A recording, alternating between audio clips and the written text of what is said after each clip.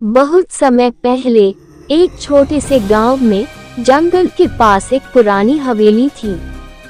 ये हवेली सालों से वीरान पड़ी थी और गांव वालों के बीच इसकी कई डरावनी कहानियां प्रचलित थीं। हर कोई कहता, वहाँ एक चुड़ैल रहती है जिससे लोग चुड़ैल नानी के नाम से बुलाते थे।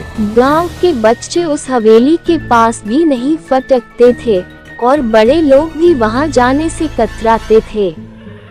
चुड़ैल नानी की कहानियां हर किसी की जुबान पर थीं।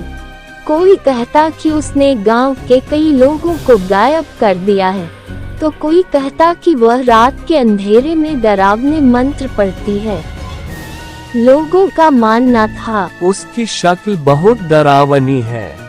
उसके लंबे सफेद बाल, गहरी झुर्रियां और बड़ी बड़ी आंखें हैं। वह हमेशा काली साड़ी पहनती है। हकीकत यह थी कि उस हवेली में कमला नाम की एक बूढ़ी औरत रहती थी। कमला कभी गांव की सबसे प्यारी महिला थी। वह सबकी मदद करती, बच्चों को कहानियां सुनाती और बीमारों का इलाज करती थी। लेकिन जब उसके बच्चे बड़े हुए तो उन्होंने शहर में जाकर बसने का फैसला कर लिया। कमला अकेली रह गई। धीरे धीरे उसने अपने घर से निकलना बंद कर दिया और हवेली में ही अपना जीवन बिताने लगी। उसके अकेलेपन ने उसे और भी गुमनाम बना दिया।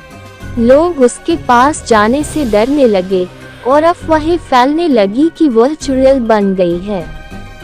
कमला ने इन बातों पर कभी ध्यान नहीं दिया। एक दिन गांव का एक छोटा बच्चा राहुल डरते डरते हवेली के दरवाजे तक गया। तभी उसने एक धीमी आवाज सुनी, कौन है वहाँ? राहुल का दिल जोर से धड़कने लगा।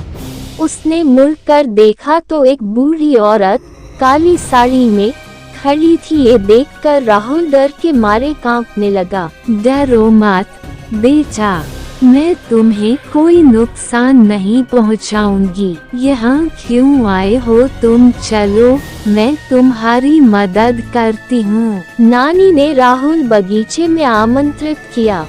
राहुल ने देखा कि बगीचा बहुत सुंदर था। वहाँ तरह तरह के फूल खिले हुए थे। राहुल ने नानी से बातें करनी शुरू की। उसने पाया कि नानी बहुत दयालु और समझदार हैं। उन्होंने उसे कई कहानियां सुनाई और कुछ मिठाई भी दी। राहुल ने नानी से, आप गांव वालों से क्यों नहीं मिलती? बेटा, जब इंसान अकेला हो जाता है तो दुनिया उसे भूलने लगती है। मैंने सोचा शायद मुझे भी अकेले ही रहना चाहिए। राहुल को नानी के लिए बहुत बुरा लगा। वह घर लौटकर अपने दोस्तों और परिवार को नानी के बारे में बताने लगा।